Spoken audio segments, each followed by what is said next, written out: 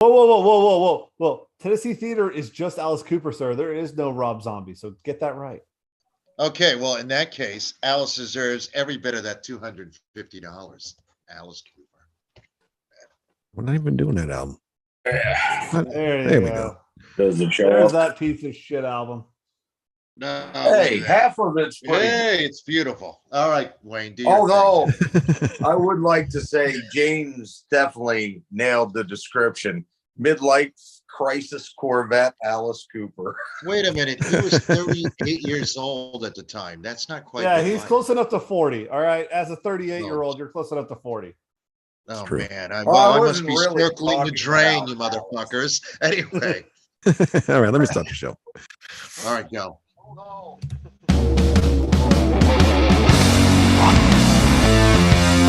time for Red Salad Review with your hosts, Wayne Moon, Greg Darlow, and Lou Max.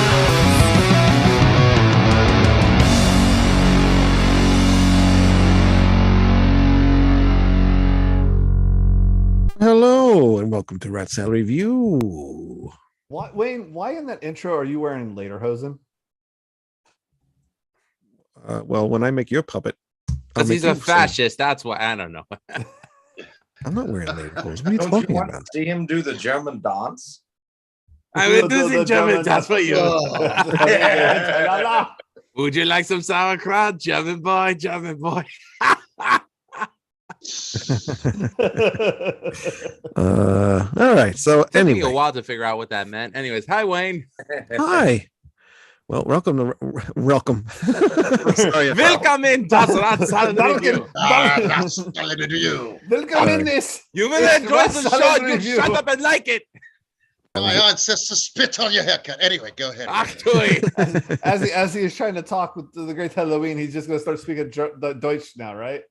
Deutsch now, yeah? No, I said welcome. I was speaking Chinese. Oh, God. All right. And there. good night, everybody. Good night, everyone. Well, I just shot down a balloon, so you know. Yeah. You didn't shoot down shit. The Air Force did, sir. Oh. All righty, we're getting into politics. All right, Ted Yeah. Nugent. Hey, Hey, Wayne. What? What makes a balloon go up? I don't know what. Hot air. What's holding you down? Anyways, hi everyone. Ah. Welcome to Rat Salad Review. I only got one thing to say. I mean, Very good, honestly, sir. Very good. the most important shit is written on the blackboard. I was just gonna say, Fucking Slayer. That is the greatest backdrop ever. and it's all that matters. Actually, today we're not doing Slayer. What the hell just happened here? I just fucked up my screen. We're not doing Slayer, but we are going to do Alice Cooper. And this came about because Alice Cooper is actually going on tour with Rob Zombie and a couple other bands too, but I forget who the hell they are. I didn't really remember. Well, more so because Kane Roberts, who And plays Kane Roberts, guitar yeah. on these two albums, has come Always back. matters. Anyway, Right. continue. But And he he will be also playing played with on Alice one Cooper. So Crash, but and actually, I'm right now looking at tickets. I guess they're on sale already for the one out by me. They're not too bad because James, you mentioned tickets were like $250, but these are pretty normal prices here. that's what they are. That must be Here, nice, too. man, because the Tennessee Theater, man, they're freaking expensive as hell. Yeah, I'm seeing like $90, $80. Yeah, Must I'm be seeing like nice. 75 to 90. Wait, is that 98, 80, 90 for nosebleeds or for orchestra seats, Wayne? Yeah, well, I didn't get down that far yet, so yeah. Okay. Jones Beach, I'm guessing, right? Yeah. Mm. Well, Yeah, it's Alice getting higher plays and higher here. Mid-sized theaters now, like what, 2,000 seaters now. He's nowadays. Yeah, but Jones Beach is a 15,000 seater, and all I Oh, gotta that's the co-headlining show, right? yeah, it's an amphitheater, shed, whatever you want to call it. And I would suggest that if anyone hasn't seen either Rob Zombie or Alice Cooper live, check them out. You'll be thoroughly entertained. But I've seen them both live on multiple occasions. And as much as I love the Rob Zombie, I'd have to say Alice Cooper, 10 times better. Yeah. You know, still I had a have lot of once. friends who saw Alice Cooper open it up for Motley Crue, and they weren't Alice Cooper fans, but they were after that show. They couldn't believe how great Alice performed. Then when I told them how old he is, they were even more shocked. You know, but he's got a young band, but you know, he's an amazing performer. Yes. So right now for the upper balcony of the Tennessee Theater, which isn't the biggest theater in the world, it is $170 a seat. Hmm. Well, that's kind of. Oh, up there. Oh, okay. Yeah, no, that's crazy. That's What crazy. promoter It's thinks not that they'll get hard. that much? Not I that mean, high. the Yeah. show will probably Live do well. Nation. Live Nation. Oh, it's Live Nation. Oh, Yeah, well, I guess why am I surprised? They do almost all these damn things now, don't they? Yeah, once it gets closer, it gets to like the $250, $300 range here. But you don't have to sit that close at this place. This place ain't that big. Yeah. Wait till you get them on Groupon. Yeah, that's true. Yeah, okay. But hey, maybe I'll go to that. Sorry, Actually, Mr. Mackey. Okay. Okay. Mhm. so we'll see. Maybe I'll go to that. I was like, my son likes a couple of Alice Cooper songs, so I think it'd be cool to take him there. Good. He has good loves. taste. Yeah, he does. You know. But all right, so we thought since Kane Roberts in the band again, we would do Constrictor and Raise Your Fist and Yell. Right? Yes. Those are the two Yes. albums with Mr. Rambo. I mean, Kane Roberts. Yes. I do Are we enjoy just that he going to completely really ignore does the play fact that he that looks like shit a up. beefed up Rambo with a He- machine gun guitar? Yeah, he does. He does. He's the wish.com looking of John Rambo. Yeah, but you know what though? Like every good worker of the 80s, he's working the gimmick very well to his advantage. I mean, screw heavy metal Van Hammer. Why wasn't this guy working, brother? Yeah, man, full-time salaries, brother. 40,000 a year. Health insurance, brother. Yeah, brother. We're going to be doing this here. Just hip lock, lock up, hip toss, and then do a rest hold. All right, brother. We're not trying to do Working the gimmick. But yeah, so I'm actually surprised to see he's got a lot of writing credits on this album. Constrictor. Yeah, on both of these records. Yeah. I mean, it kind of shows that he was very. He was part of the band. He was not just a part of the band, but he was very visual and was a really big artist. Because I mean, he would go on to do this. He would go on to do video games for God's sake. So. Oh really? I didn't know that. I did not know that. Yeah, he went. He did a full action adventure RPG in '96. Oh wow, that's pretty cool. I forget. It what wasn't was. Doom or anything like that, was it? No. It was a real time strategy. Hold on, I'll find it here. One thing I was always curious about, maybe Manny, but I've read a few Alice biographies and they never really mention it in there, but he was on one song on Trash that he wrote part of as well, Bed of Nails. I was always curious if that was from like the Raise Your Fist sessions or if he started Trash with them. But wasn't that written by Desmond Child, Bed of Nails? I mean, it literally is note for note. You Give Love a Bad Name. It's I think it lists like 3 or 4 people in the co-writing on it. Manny, you're muted. We can't hear you. Huh. Manny, you're muted. Oh, he's trying to figure it out. It's always a problem. You put the mute button on, buddy. We can't hear Come you. on, Manny. Get it together, Manny. He was on time. Yeah, he was on time. He was actually the first one here. Which Well, is of course, we're talking about his boy, Alice. Yeah, I know, right? No, don't hear you. We still don't hear you, buddy. You may have to turn off and come back on. So he wrote, helped develop and everything, the Lords of Tantraz, which was a adventure action game in the 1996. Never heard of it. I think by that I point, I knew was it was playing good. Mortal Kombat. Probably. Know the name of the game. Well, that's still cool. I didn't know what he did after. I mean, if you go to his IMDb page, he's got. I mean, they literally every time that song is played on Friday the 13th, he gets a credit for it. And I do mean every single time. And then also he wrote one of the songs for Rockstar. So Nice. Yeah, I've got I think 2 of his solo albums somewhere too. Very cool. All right, well, let's talk about Constrictor. It's a very 80s sounding album, by the way. Manny's back. Yeah, it's got a pretty decent amount of filler on it. It's very of its time. Am I But still Yeah. There Oh you yeah, are. we hear you. Ah, There we go. Yay. all right? To answer your question, Greg, I don't know. I imagine that they started that project originally with Kane Roberts, and then Alice and the record label, because it's definitely Alice's decision. He wanted to go more commercial, so he hired Desmond Child. yeah. And Well, that actually, worked. it did work, but it's kind of interesting because Alice, he's got co-writing. Obviously, he wrote the lyrics and some of the melodies, but creatively, I think it's the first time he ever really took a back seat to let someone else take the reins, creatively on that Trash album. Really, Yeah.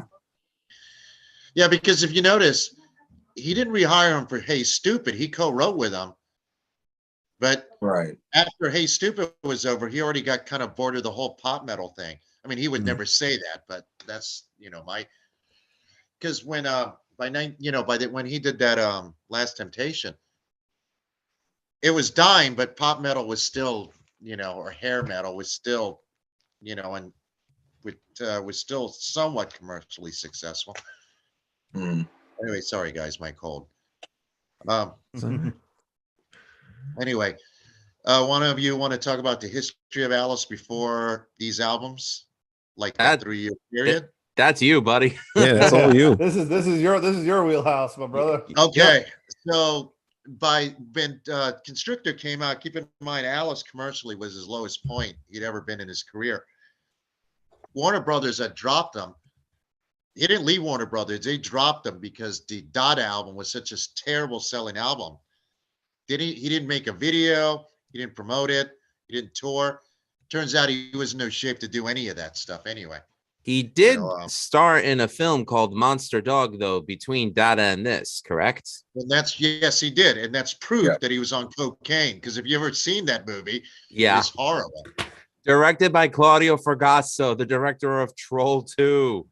Wow, I did Even that. I better. did not know. Also, ironically, the one song in the movie is better than most of what's on this record.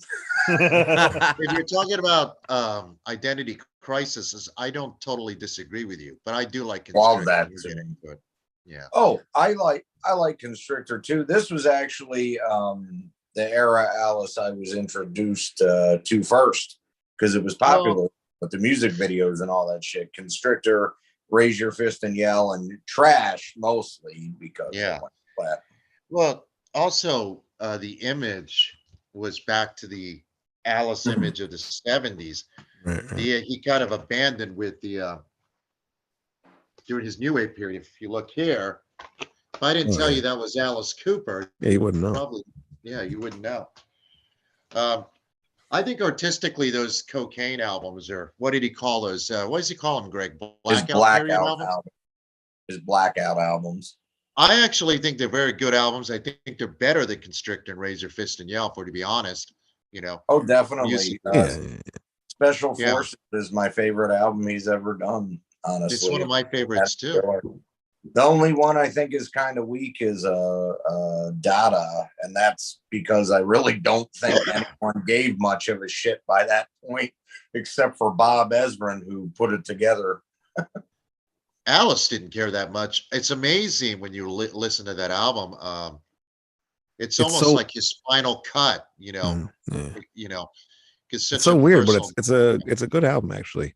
There's some It really is. cool songs on there. it is. It- Alice it- claims he doesn't remember writing any of it or recording it, but Wow. Cocaine's It's hell of a amazing drug. how synonymous Bob Ezrin and cocaine are together. Yes. yeah. For sure. But artistically and sales wise, Alice is definitely on the wrong side of the tracks. I mean, all these bands that he influenced, Motley Crue, Rat, and that's just a more commercial side of it.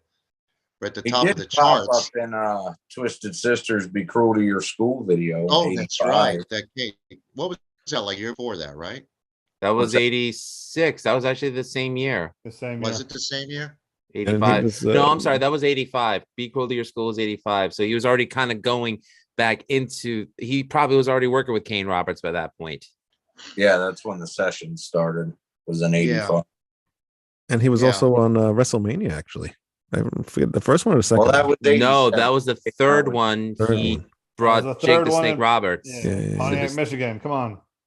I don't remember that far back. It just has one of the most iconic matches in wrestling history on that card. so- Yeah, exactly. I just remember him being on there. Well, when this album came out, not only was the image back, but he brought back the stage show and even somewhat of the sound. I mean, it doesn't really sound like the original band or solo stuff really that much, but it's very poppy. I think James might have a hard time with it. You got to keep in mind, James, when this came out, what he was competing against. But to my ears, it sounds really dated, which is funny because Dada and Flush to Fashion don't so much, but this one does. And I think the Well, biggest issues I had one- with it was that it did sound very. I know he's not going pop metal with this, but it sounds very. When I go generic 80s rock sound, Yeah. it's this. That's right. It's just this. I mean, if it wasn't for the lyrics, what difference of this to Eddie Money is it? Truly. My God, like Eddie Money would give a left nut to write something even as bad as I get Grill it. my grill. I get it. I get it. But I'm just saying, outside of the lyrics, the sound is very similar. Outside of Kane Roberts going absolute freaking ham sandwich, even though he goes way more into his guitar solos in the next album. Yeah. All right. Well, why don't we get into the album? Who wants to start? I'll start. Okay, sure. We start the album off with Teenage Frankenstein. I think it's a really cool song. It's a good opener for this album, right? And then I think it goes to shit. Give It Up and Thrill My Gorilla is terrible. Dude, doesn't give it up kind of sound like Locked In? Yes, it does. Yeah, a Yeah. little Yeah, bit now I that hear you're that. bragging out. Yeah. Yeah. I actually thought it sounded more like Cheap Trick in the 80s. Oh God. Dude, I like there's eight- there's a riff and part of the melody from Locked In certain parts of it. Yeah, I definitely hear it now you But mentioned the that. albums came out the same time. I don't know if Alice. Oh no, I don't mean he fucking copied it. I just happened to notice it was very similar, in one case the same. Yeah. But it does get back into better songs with the Life and Death of the Party. I think that's got a very catchy and hooky chorus and everything in it. Actually, in Simple Disobedience is actually kind of cool too, in a cheesy 80s way. The World Needs Guts. I think if the World Needs production on Guts that's fine. needed to not be on this album. You know what though? When Manny may have seen this because I have the DVD myself, but the Nightmare Returns tour for this album, when they do that live, they do it a lot beefier. Oh, it's way better live. It's so watered down on Way better live. Yeah, I agree. What's that? The World Needs Guts. Yes. Yeah. I'll have to hear that. Yeah, I he would do take kind the of like sword that song. Cut his arm, Trick Bag. I can't remember that one. Awful. Yeah, that must be why. Not I like good it. at all. I love it. Bag. I Throw love it it. in the bin and go. Listen, dude. I mean, look at these love lyrics. Tie you up, baby. Really tighten the lover's knot. Lick my love pump. Roots What? of My leather boots with I'm the your leopard's turbo felt. lover.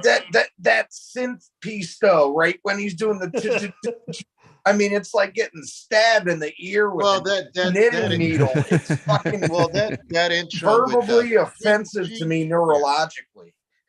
well, that You can hear the intro with PTSD of this keyboard. man's voice by hearing that. You can feel Greg's PTSD flaring up from that. Makes his fillings flare up. Listen, He's able to hear the Angry's up CIA the things blood. and the spies. And I want Matlock and applesauce. if Trick Bag was played at every Valentine's date, the world would be a better place. I mean, No, it would be Yeah, overpopulated. because a huge number of people would kill themselves whoa, because the only way to get that melody out is with a bullet. This Oh, album we is can- Sonic Jihad. well, look who produced it. Bo Hill. Didn't he produce Rat, right? Yes, he did. Yes. Yes, Yeah. he did. And the However, my Rat favorite album thing- sound like Led Zeppelin compared to this. Whoa. Well, Trick. Wow. Oh, well, that intro to Trick Bag, the keyboards that you mentioned, that is cliche 101. And I'm going to blame Bo Hill. Well, I'm going to blame Alice for allowing it to stay on there, but I still like the song, Yeah. And Crawling, I don't remember either. That's my Crawling- favorite Linkin Park song. Oh, what? We're not getting into that. I could talk about how much I hate them for about 3 hours straight, but I'm sure you could. I bet you could, you curmudgeon, you. And The The Great bear American of Song. Rat That Salad song. Review. Lou, seriously, did you ever listen? Have you listened to him actually talk, the real bear? No, I haven't. Oh, I need to show you some clips. Please do. Um, but Crawling. Hey, I didn't notice this that Michael Wagner produced He's Back, the man behind the bass. That's interesting considering how keyboard heavy He did is. that and Trick Bag because Trick Bag was based off the original demo for the first version of He's Back. Weren't those songs done for one of the Friday 13th movies, right? Yep, part 6, Jason Lives. Yeah, that's right. Jason's in the video somewhere in the He's Back. yeah. I love that one, as cheesy as it is, and even the song on here too, because it's all so fucking satirical. They really took the piss out of the slasher genre with that movie and the music video and the song. As they should. It's freaking hilarious. Which Friday the 13th was that again? Was that New Blood or New Beginning? Part 6, Actually, Jason Lives. it New should Oh, that was Yeah, Jason you- Lives. Yeah. Yeah, Jason never mind. Lives. Yep. And and from what I'm reading on Wikipedia, I guess the Great American Success Story was actually supposed to be for back to school. Yeah, Which makes no, sense when you look at the lyrics. Yeah. but it was rejected, unfortunately. And Not enough cocaine could have saved it. Well, you had Sam Kinison in the film. He probably snorted all of it. Uh, Rest in peace, Sam. and Rodney. Oh, the hell we I go. love Rodney. Well, what was cool about His Back, I don't like the song, what you guys do, but it was the music video because it was the first chance, like a new generation of people. Now, I was already a fan, but my age or younger actually saw the real Alice Cooper. yeah, It was, it was that part was cool. And MTV did play the hell out of that video, if I remember correctly. I mean, like it's it. it's a catchy song. It's got a catchy chorus and everything like Yeah. that. Yeah. It's a catchy Well, catchy 80s tune. It was it's- perfect for it's- MTV. also though, but I can see why it jars a lot of people, like reading reviews of this album, because it's literally a straight new wave tune just dropped onto the end of a rock album. Right, and it's kind of. Yeah, it seems Out of it's place. exactly what it sounds like. Yeah. I wish So, it was like a band. Well, there is a band version on the box Is set. there? Yeah, I think there's like it's Yeah. like a faster band version on the box set. And I have actually the do box like set, that but I one. haven't listened to it in a while. Yeah, check it out. I actually do like that version too. But this one's cool too. Even though it sounds kind of, it's really, really outdated. It sounds like an old Nintendo game or something, just weird. But it's a good song. It's catchy. I mean, what's your this overall song this thought? song perfectly fits the whole vibe we're going for right here. I Right. mean, this is perfect for being in a T-top Firebird or a IROC or a Z28. I mean, let's be real. This was perfect for your dad driving. That was when he got his midlife crisis going down. He had the top open, had the skullet out, and he was rocking out to this song. Okay. Midlife Crisis Corvette Rock. I love it. It is midlife crisis Corvette rock, and you know what? And I am gonna patent that. That is mine. I'm gonna keep it. It is kind of hard to listen to this now with the top down.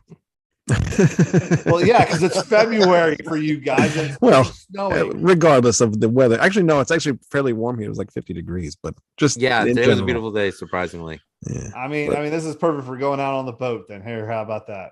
yeah. All right. But yeah, I couldn't. I actually felt a little embarrassed listening to this at work today because some people came up to my truck and I'm like, whatever. Was it? So, in your opinion, is it just too dated? I really don't care Oh, about things being dated because it's a good song is a good song, but Yeah. to other people, yeah, they're gonna say it's way over, outdated. Nobody I just, makes songs like this today. James, just- did you have any familiarity with any of these songs before you heard this Nope. album? Wow. And Nope. all right, and go ahead anyway. I mean, what do you it hear the just for me, like coming into this, and not hearing any of these songs before, I mean, I might have heard Teenage Frankenstein, but I don't remember. I'm not a big. I wasn't a big slasher fan, so I never heard he's back. So hearing it, I'm just like, as soon as I heard it, I was just this. Especially when Thrill My Gorilla started, I was like, my God, this is every 80s, cheesy hair metal song on on all of the MTV. It was on Headbangers Ball, probably. It's just I'm like, good God Almighty, can we not?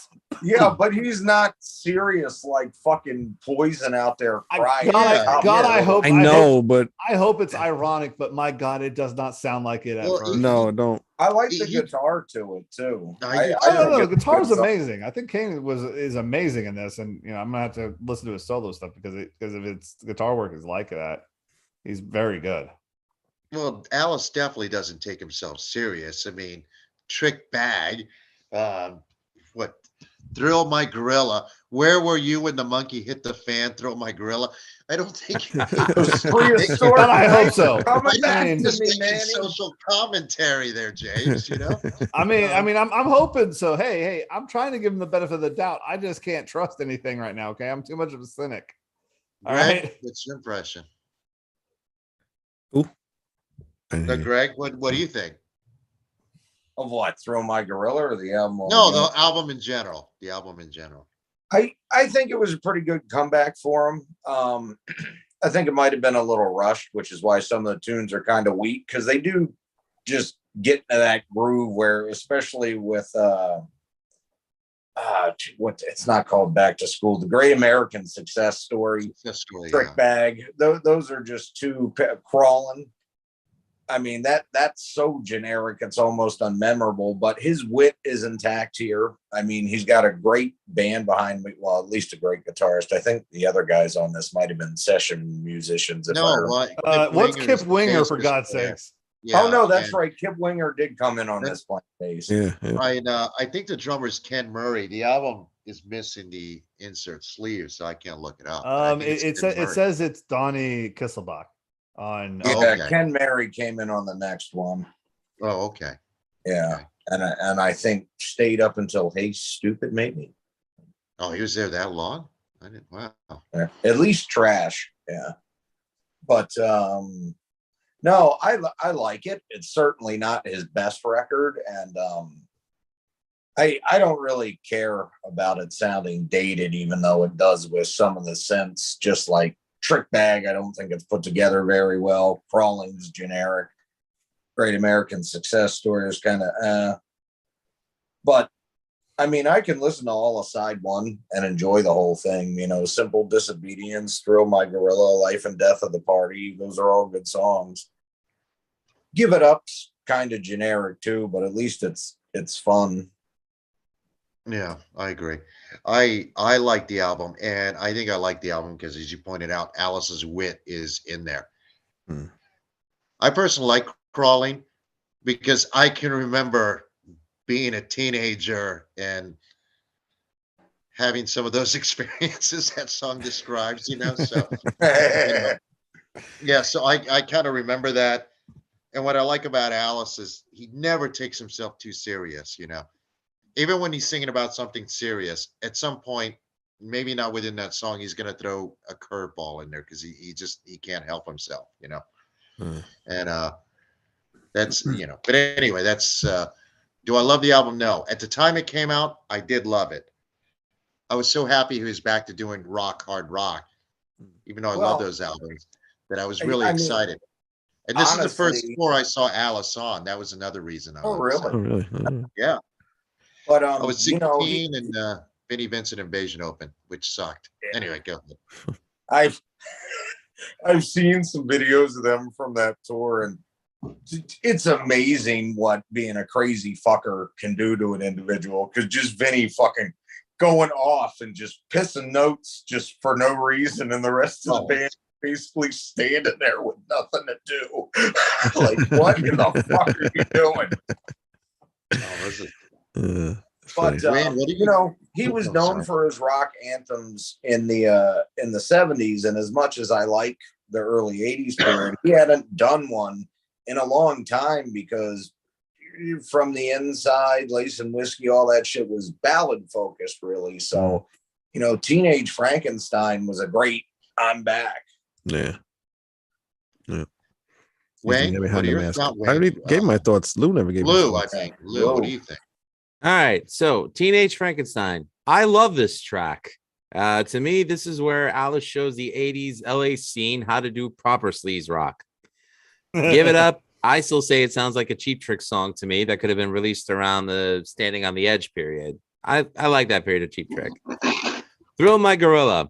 Is it me or did Saved by the Bell and Beverly Hills 90210 get a ton of their musical cues from this song? Because it really does feel that way. I can appreciate the tongue-in-cheek humor of the lyrics, but this is definitely sounding like a product of its time. And, you know, in all fairness, let's be honest. Timeline is everything. This may have been what brought him back to the foreground of hard rock.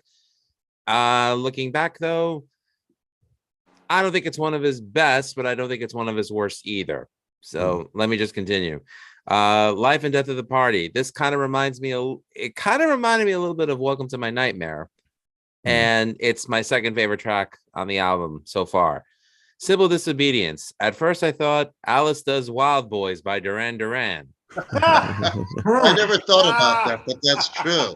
That is so That's true. an interesting take. I know. Wild I Boys. never thought about that, but that is so true. But I will Wow. admit, Kane did a great job resurrecting Alice for the 80s with his writing, and I like this song. The production, I mean, there's a lot of albums that I love that have shit production. Mama's Boys, Power and Passion, for example. Chris Sangarides, not one of his better jobs.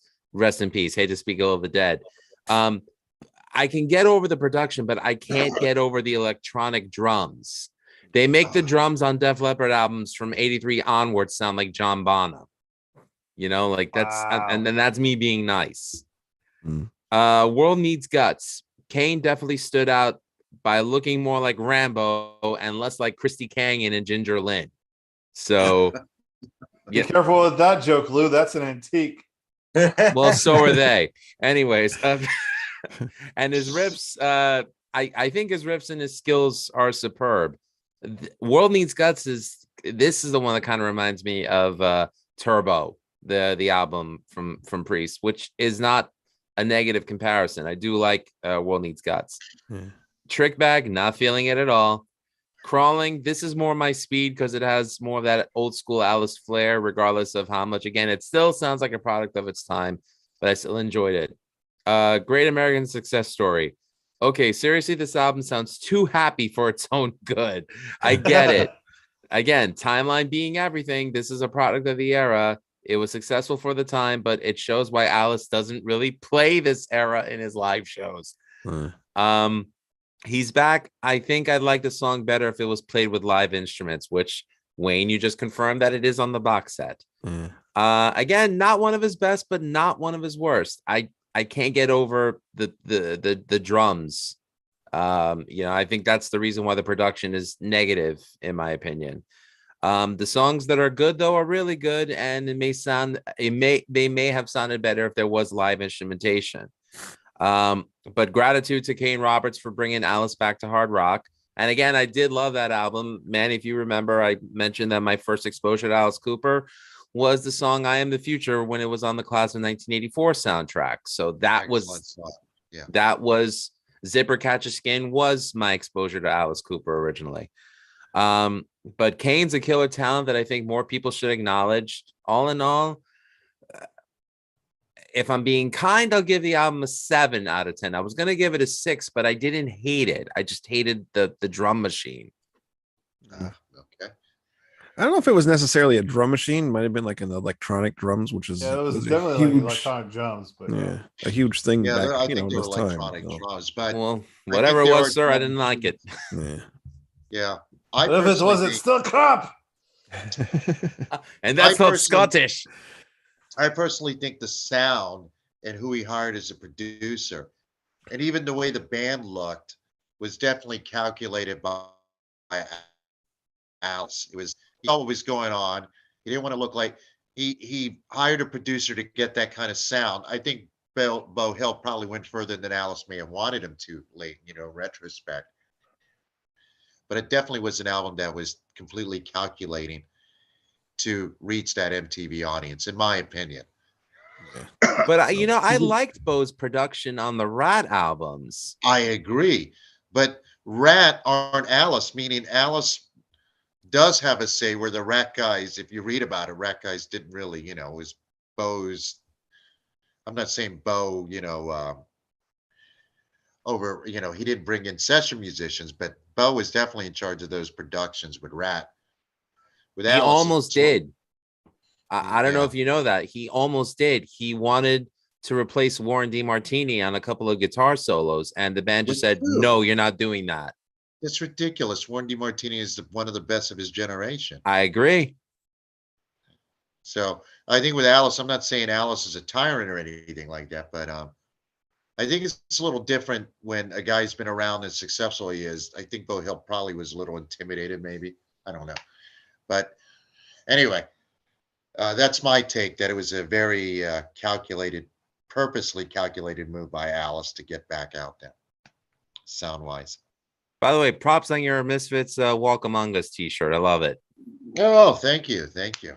Well, again, I apologize, guys. I'm just getting over a cold, so That's all right. I'm getting over a root How canal. can Ow. you? How can you live in Florida? How can you get cold? You'd be surprised, dude.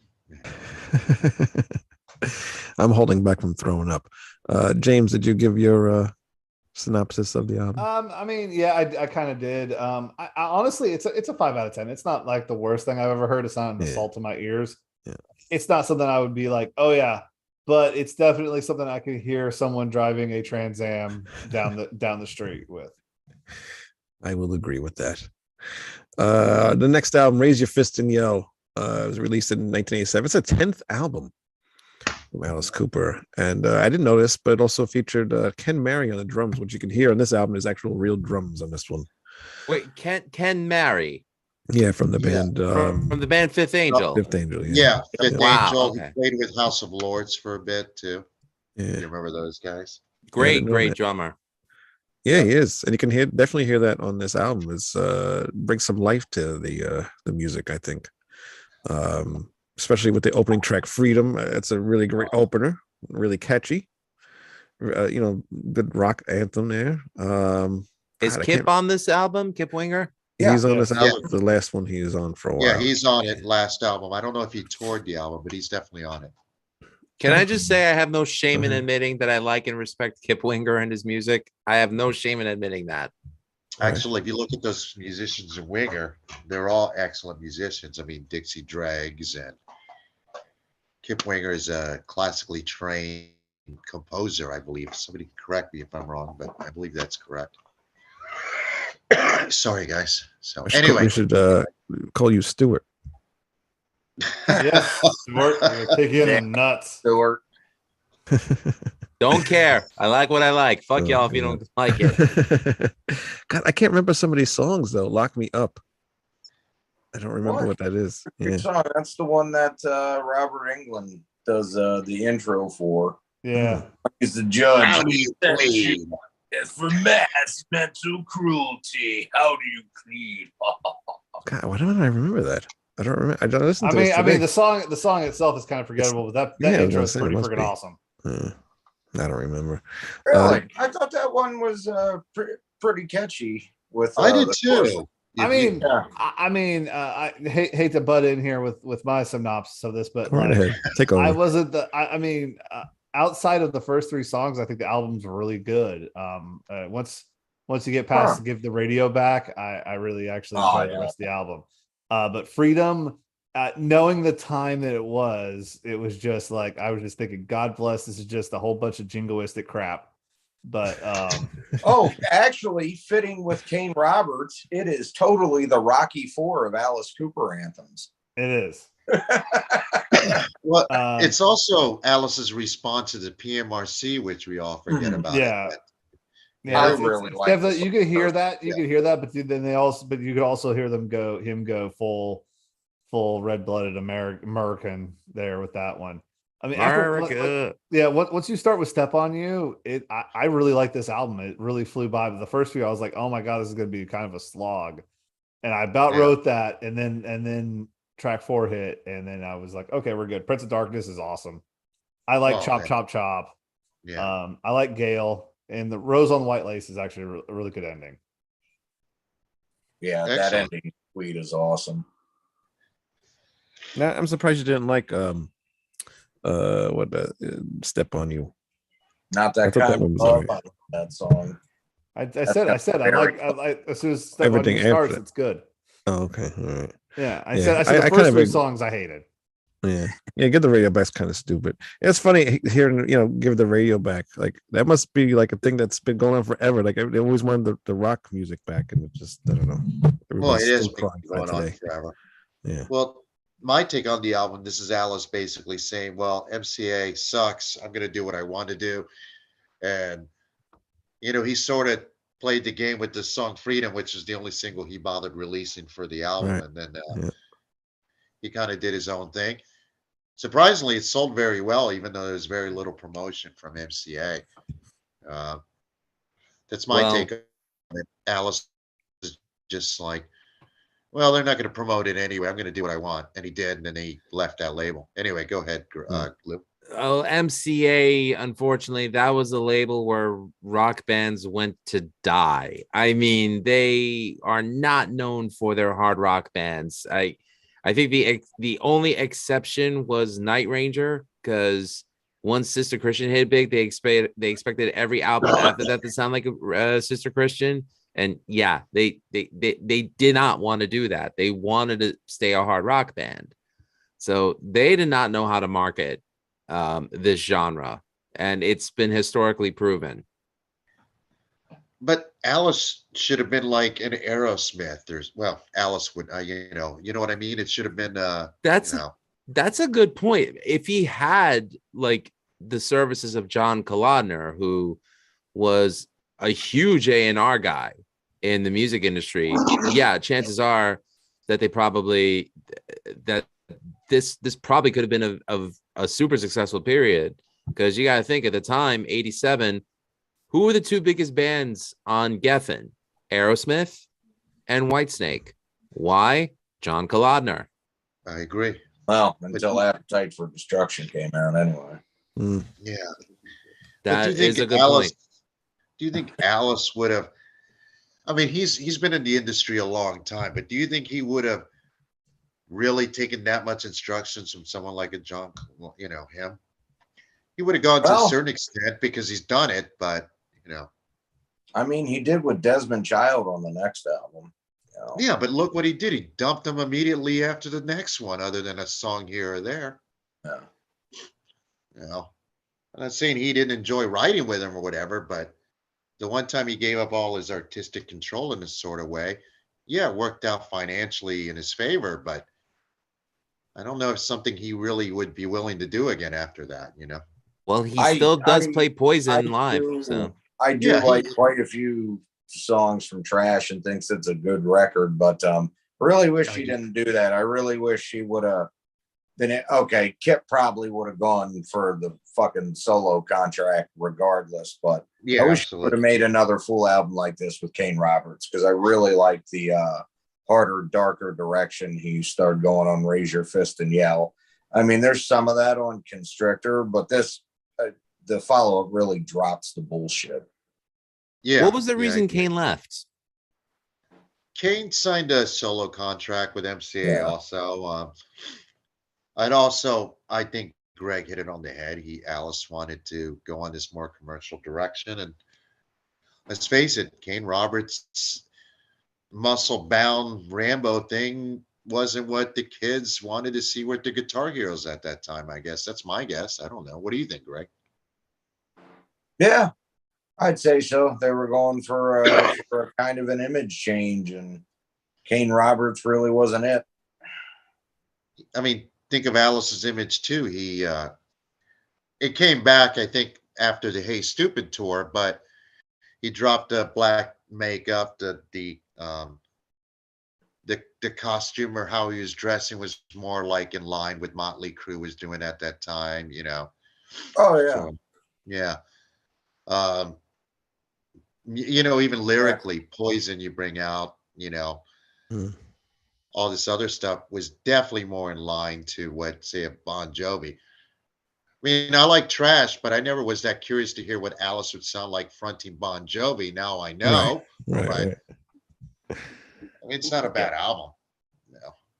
No, although I really don't care for Only My Heart talking about on Yeah, that. that's a shit song. That's Yeah. exactly what it would sound like having Alice Cooper front Bon Jovi, and it is Actually, I think John Bon Gerbil and his songwriting House Waters wrote that song. Really, you know. I think he did Alice, too. I believe yeah, you're I think right. Alice just threw his name on there, you know. But All right, we'll get to that anyway, album soon. We'll get to yeah. that. What do you think about this album, Lou? Raise your fist and yell. I thought it was a definite improvement over Constrictor. Especially the opening track, Freedom. I said, now this is an improvement. Lock Me Up, you know, I thought it was boneheaded and cheesy, but who cares? It's fun. Yeah. Give the Radio Back kind of reminded me a little bit of Teenage Frankenstein. Again, you know, can't expect to deviate from it since it's pretty much the same lineup. But I thought it was catchy. And you know, again, pertaining to what I was saying before about the whole John Kalodner A&R thing, Alice is definitely giving something different than whatever was happening in '87, and a lot was happening that year. I mean, you know, you had the Crew with the Girls album and tour, and Whitesnake and Guns N' Roses were the opening acts again. You know, I think was either Greg or Manny that mentioned that. You know, as well as a lot of the other pop. I mean, you had Hysteria as well. So Alice was definitely doing something different than everyone else, and you know, I definitely think he retook his rightful place as rock's boogeyman. Step on You, thought the lyrics were simple, but I thought the song flowed well. Not That Kind of Love, I have to admit, it was my second favorite song on the album. I thought it was catchy and I liked the groove. Prince of Darkness, I was not really impressed by too much. Time to Kill, I love the acoustic intro and I thought the song was good. Chop Chop Chop kind of reminded me of Elected a little bit, and I really liked that. I didn't think it was bad at all. Gail, I appreciated the theatrics behind the music. I thought it, once again, Alice is tapping into his Nightmare era with that. And my favorite song on the album, which is the final song on the album, Roses on White Lace. Again, I thought that Raise Your Fist was a definite step up from the previous album. You know, here we see that the 80s are more than halfway through and Alice has returned to take his throne back. Although with Trash, even though it brought him back into the pop spotlight, which we've already confirmed that, it's just good to hear him on a record playing with a band again.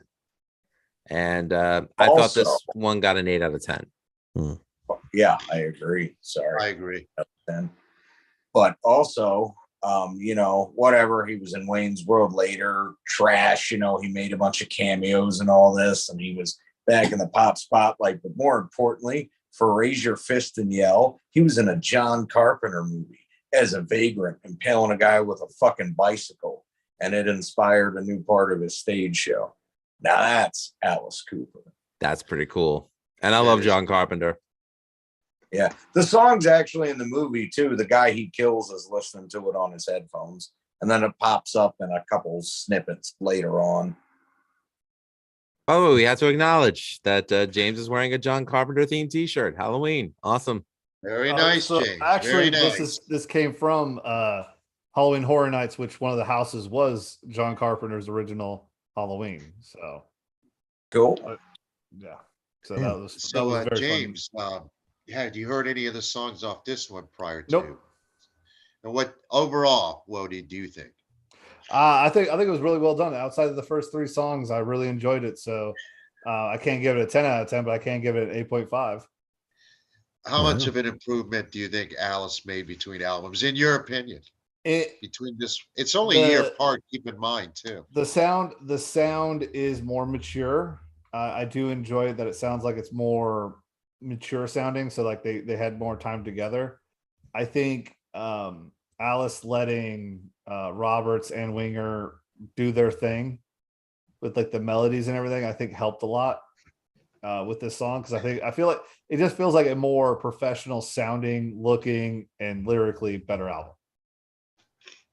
And as a drummer, Wayne, what did you think of the drum sound on here compared to the previous Constrictor album?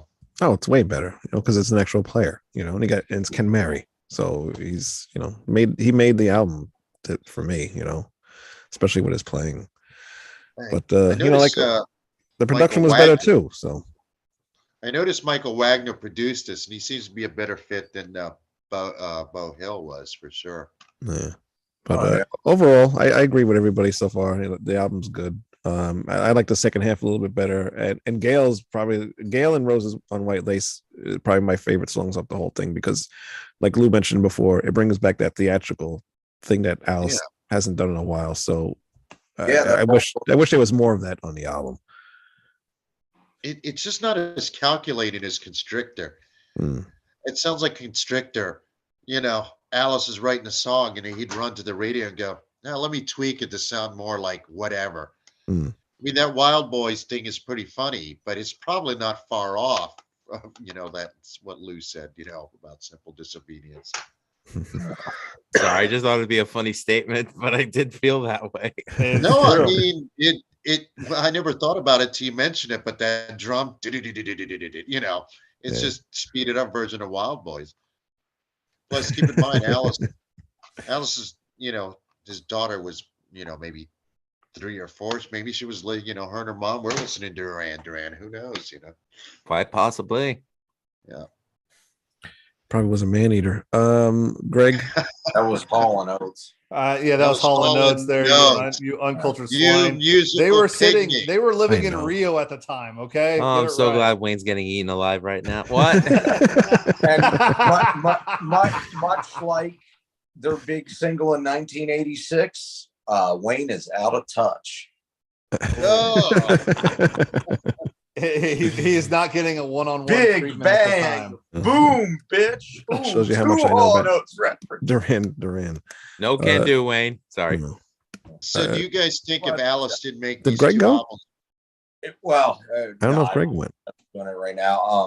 This is actually one of my favorite Alice records. I mean, I did have it when I was young, but it's real good overall. I'd give it a 8.52. Constrictor, I'd give a 6, but this is it's way more focused. It actually feels like a full album because, like with the previous one, everything sounds really good and together on side one. And then after The World Needs Guts at the beginning, it just kind of falls apart in a disarray. You can tell they've been playing longer together here, and they wrote the songs better. The only one that I would kind of say is weaker than the rest maybe is Give the Radio Back, but I still like that one. I think they did a real good job here. There's still a little bit of room for improvement, but it's a good record. I guess my question is, if Alice didn't make these albums, would he have been able to make that commercial comeback that he did with Trash? I don't think so. Nope, sorry. Go ahead, Greg. I was going to say, I think he was away for too long because while we know the Blackout albums because we're hardcore fans and all that, none of them really sold particularly well. And then he was totally out of the spotlight in recovery and everything for a while. I don't think he needed a platform to launch that big comeback on. I'm reading the thing here about I'm reading about the tour and how violent the acts were on the stage. Yep, he brought the guillotine back for this one. Well, like you mentioned before, he impaled somebody with a bike from that movie. Oh, yeah, that's cool. Yeah, there was. So the Germans didn't like it, so you knew that was pretty fucked up when the Germans don't allow you to do it. Yeah. And Roses on White Lace is one of the best songs in his whole career. That closing suite is great, and me personally, I like it a little bit better when he keeps it short like that most of the time. Like Welcome to My Nightmare is great, but Goes to Hell from the Inside, it gets stretched a little thin. So, and also, this is metal. Yeah, it's probably the most metal album he has, really. Right? Actually, a lot of this is almost metal. Yeah. I mean, the other later album, Brutal Planet. Yeah, Brutal Planet. That's what I'm thinking of. That's a little heavy too. But Yeah. at the time, this Oh, is Dragon the Town. heaviest one. Yeah, Dragon Town too. Yeah. But at this time, it's like the heaviest one. So, but it's not a terrible album, so everybody should go check that out, and even go check out Constrictor. It's got some good stuff on there. Anybody else want to say anything else about Alice Cooper? Not about Alice Cooper, but Kane Roberts. I think it's really cool that after his solo albums, he does a band in '99 called Phoenix Down, and he does it. The entire song, the album is based off of a video game, Oh, cool. Didn't know Final that. Fantasy, which is it's one of the best games ever made. It is Final Fantasy VII. Oh, I didn't know that. Yeah, Under a Wild Sky is pretty much, he says he based a lot of it off of Final Fantasy VII. Oh, wow. Well, I want to ask you and Lou, Wayne and Lou, the same question. Even you, James, if you'd like to jump in. Do you think that without these two albums, Alice could have made the big commercial comeback he made in '89 with Trash? I think so, because these two albums are departure from Trash, really. These don't sound anything like Trash. So I think maybe if he didn't do these two albums and had that break and people missed him and came back, all of a sudden did Trash, because Trash is actually pretty good. I do like it. I think he would have been fine. Lou? Again, I'd have to go by the timeline. It's these two albums are a departure from those early 80s records. So I think for him to come back into the realm of hard rock, he needed this. But to become for lack of a better term, a pop star, Trash was what, catapulted him there. Because I do remember Poison and how it was a big hit single for him. I mean, even my own brothers who were not really Alice Cooper fans, they had the Trash cassette because it was, I don't want to say overexposed, but it definitely had a lot of exposure. But I think for him to get to that point, yeah, he needed these two records because, I get what you're saying, Wayne, that Trash is a departure from these two records. But again, these two records are a huge departure from Flush of Fashion, before, right? Zipper Catches Skin, and Dada. So, yeah, I think he needed to make them. and then in the eyes of the main public, especially back then, the music industry was such a fickle, ever-changing business. I just don't think he could be, basically absent from the big public eye and the top of the charts like that. Hell, half of those records he didn't even tour for damn near 8 years and come back and have Trash be the smash it was. I don't think it would have worked without these two. I don't know. What about you, James? Sometimes you just don't know until something just goes away. Yeah, that's true. How are we going to miss you unless you go away? Well, Wayne, you did just damn steal my fucking line. Thank you. I'm sorry. You know I was going to use the line. I didn't know. You knew that. Don't you lie. I'm actually going to disagree with this. Not because I'm trying to be contrarian, but for me, as a kid, I remember when Hey Stupid came out. That was 91. I was 7. I was old enough to remember that stuff. And honestly, I remember Hey Stupid because of Feed My Frankenstein from Wayne's World. So right. There's that. I think these were good for him to be able to stay not like relevant or anything like that, but they were good to keep his chops going for that when he did go on, and it let him. And the tours, I think, were more helpful than these albums were, because that let him keep his chops and his sound, so that when he made it, when he did come back and make the big comeback, he was ready to capitalize on it. So I'm not gonna say because of these albums that's what made Trash and Hey Stupid better. He was just ready to pounce on it when it happened. He was ready to chop. He was ready to chop. I was ready to take that video back for the Maniacs. That's right. Well, there may not be that much rock radio playing Alice Cooper, but I will say this: go see him live, because every time he goes out on tour, he's got a killer band backing him up. I mean, I remember the first time I saw him opening for Heaven and Hell, Black Sabbath with Dio, where Black Sabbath. Queensryche opened for them. You know, he had Eric Singer on drums and Chuck Garrick on bass. Unfortunately, I forgot who the guitar players were, but the band was just a killer lineup. Seeing them the second time around opening for Maiden, you know, That's he when had I saw them. Orianthe in the band, and you know, yeah, I mean, people remember her as the woman that had that According to You song, but let me tell you, you get praise from Vi, you know, you're worthy of that praise. And you know, again, a killer guitar player replaced by another killer guitar player, Nita Strauss, and now Kane's back in the band. But Yeah. Alice never surrounds himself with shit musicians, so check him out live. See it for yourself. One of the best shows I've ever seen was Alice Cooper. I saw him in 2005 on the Dirty Diamond Tour, which that's a great record. That's like back to the killer days of the original Alice Cooper band there. Woman of Mass Distraction is a killer tune, but I saw him at Wolf Trap, which is an outdoor amphitheater, but a smaller one that is a playhouse down in Virginia. And it was really cool because the acoustics were awesome. And then just it was perfect for the stage show. Couldn't tell you who was in the band then, but Cheap Trick opened, I believe. Very cool. Well, I Well, saw Alice in 86, in 87, 90, 90, 92. 91, 92, 93, 94. Yeah, I've seen him several times. what was your favorite time that you seen him? 86, because I was 16. I never thought I'd get to see him live because he had stopped touring. You got to keep in mind back then, a rock star approaching his 40s was unheard of, you know. And I was really excited.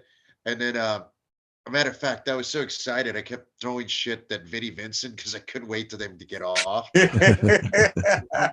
I'm serious. They were like, and it was a weird at the time. Now it's not unusual, but at the time, I was 16. They were like 30-year-old guys. When you're 16, at that time anyway, 30 may have been 100, you know? Yeah.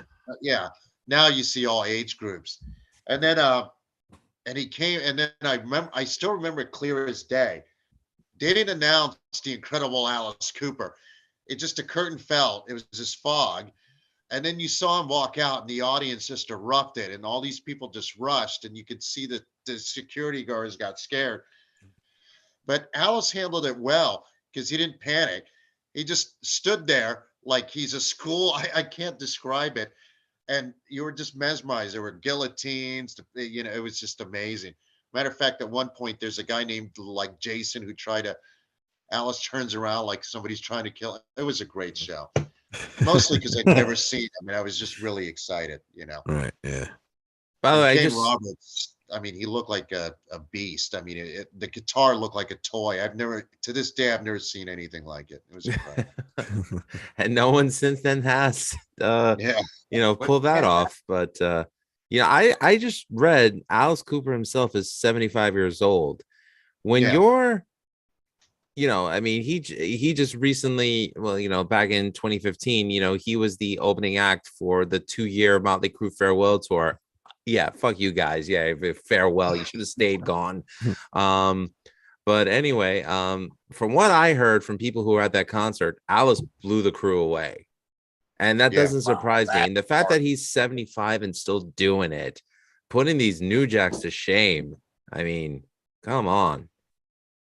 I had friends who don't know Alice Cooper's song one other than School's Out, and they saw him live opening for a crew, and they walked away Alice Cooper fans. They were shocked out, you know.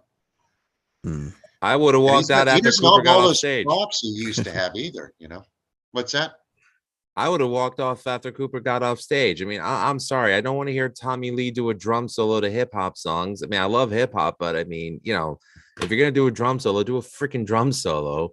And, you know, I don't want to hear Key Sta My Ha. Well, that's when he bothers singing. He usually throws the microphone out there, you know. I've got soundboard recordings of them from back on the Shout at the Devil and Too Fast for Love tours, though. They were always shitty live. Yeah, I Vince could tell. Neil was charismatic, but yeah, That always reminds me of Queen hearing the weren't stories looking at of Vince Henry Neil. Rollins and Iggy Pop trying to go out there and outdo each other. Like Henry Rollins really trying to outdo Iggy Pop every night and couldn't do it. And then one night just like was like he's like, "Ha, I got him." And freaking Iggy Pop goes out there and takes the what was it the Colts freaking flower pots and starts breaking them during the concert. I mean, that's what it sounds. I mean, that's how what I picture Alice Cooper type shows. Like, someone's gonna be like, should be like, yeah, I want to beat him on stage, and then realizing you're just pushing the stone. You're just pushing a stone uphill. Well, keep in mind, the original Alice Cooper band was in Detroit competing with Iggy and the Stooges, MC5, Ted Nugent's Amboy Dukes. And that band was not afraid to open for anybody. They'd open up for John Lennon. They'd open up for the Doors. They'd open up for your mother's house garden party if they were hired. I mean, these guys worked their asses off, Love that band, Mother's House Garden Party. Great shit. Great shit. Good shit, pal. It's seriously like AC/DC, same thing. Those guys, you want to get to where you want to be and you want to be the best. You just look at Black Sabbath with Ozzy. Everyone says those last shows with Ozzy were terrible. Maybe, but they still sounded good. And they were at 60% at that time because they were all drugged out. I mean, it's incredible stuff, I mean, I saw Ozzy in 2003, was still amazed at how he was going in 2003, and yet he still had another 20 years in him. Almost. Yeah, that's true. That's incredible, really. It's insane. All right. Well, I think the show's over. You think the show's over? Are you think the calling the show's show over, or are you saying the show should be over? The show is over because we have another show to do. So, anybody else got anything? Lou, what? Nope, that's it. All right, Lou, what's going on with you? They're What? two good albums, and you should definitely at least get Raise Your Fist and Yell and watch Prince of Darkness. Great movie. And not Monster Dog. But watch it anyways. What do you got to lose? 90 minutes of your life. At least treat How yourself dare to you two say that we movies have make watched those Motorama segments of on this show, Monster sir? What do I have to announce? Well, the Severed Angel album, Wayne. I forgot about that, man. The artwork has been released, and the album will be released worldwide on Sliptrick Records on Tuesday, May 2nd, 2023. By the way, seeing that announcement this morning, not only did you find the most metal-looking album cover ever, you also did the great thing with like Manowar and everything, and you found the most jacked up, definitely not a little homoerotic angel you made. I do applaud you boys for that. That was all Lou's idea. I actually, I don't want to take all the credit. Oh, it was my idea, anyways. But Wayne, do you remember the name of the artist from Poland who actually drew that? It's in the book. I don't remember. It's in the booklet, but he was like, what's my motivation? Wayne's like, Lou, what's the motivation? And then I just told him, and he brought it to life. Basically said Manowar. No, it had nothing to do with Manowar. I don't know. It looks very Manowar. Kind of did. It ended up looking Manowar, but that wasn't the idea. But it looked good. Honestly, it looks like an awesome like anime post. I actually really do enjoy it. So it looks really good. Honestly, the first thing I thought of was Conan the Barbarian when he says, "I prayed to Crom." That's what it looks like he's doing, praying to Crom, man. I can't pronounce his name. Ali Zelenkiv. I don't know. I'm sorry for fucking up that name, but we'll call him Muhammad Ali just for You know what? I'm gonna call you pal. But he's on Fiverr, so if you go that name's a fucking nightmare, so I'm gonna call you Gregory. Ali did a great job of it, and thank you again. And the whole concept was just basically like I didn't want to make it like religious because I realized that not everyone in the band is a believer, and that's this and that. But thankfully everyone in the band was turned on to the idea of the fact that an angel, is supposed to be a protector and this guy's supposed to be a guardian. So, my whole thing was just having him bloodied, beaten, but still standing, tall over his enemies. And, and the idea of him being faceless was, that I thought that anyone could relate to it. And it wasn't until after I realized, oh, yeah, I guess Manowar and Disturbed took the same idea. Well, if 3 bands could come up with the same idea, then it's not copyright infringement. So fuck y'all. Greg, what are the greatest sounds in the world? Mm-hmm. That's the Conan. What's the greatest sound in the world? Crush your enemies. Crush your enemies, see them driven before you, and to hear the lamentations of their women. That is good. That is good. But the good thing is the album doesn't sound like Manowar. So It does not. it does not sound like anything like Manowar. If you like the singles, you're gonna love the album. So Yeah. What about you, James? You got anything going on? Will be definitely before I have a no huddle. We're going solo, and we're about to be doing recording our first season reviews, and also looking at the head of the college football season, because we do not stop even though college football is over.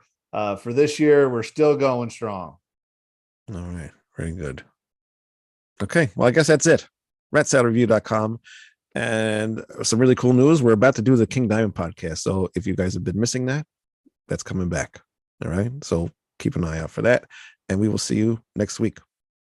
Until then. Monster Dog. Nah, Demoni. Monster Dog. Jesus Christ. The hell's Monster Dog? The It's a Alice shit Cooper movie. film. I'm kidding. Stop Oh. dragging Oh, it your out. next favorite film, Dwayne. Is that a Duran Duran song? I gotta get up No, at that- 5, goddammit. No, it's an actual movie. It's an actual movie Alice made. Anyway, He doesn't you guys get it. have a good one. Goodbye.